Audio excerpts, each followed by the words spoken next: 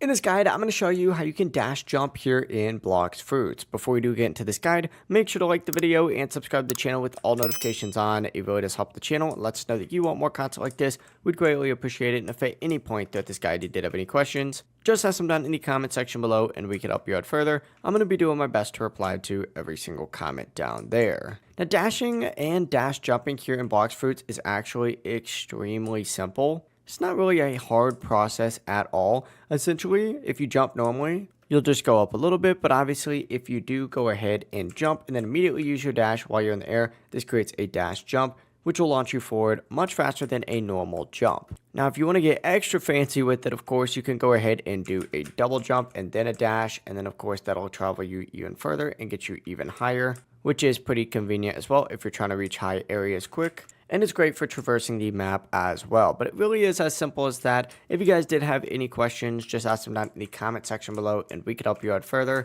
I'm going to be doing my best to reply to every single comment down there. Before you do leave this guide though, make sure to like the video and subscribe to the channel with all notifications on. It really does help us out and lets us know that you want more content like this. We'd greatly appreciate it. Have a great rest of your day though. Peace.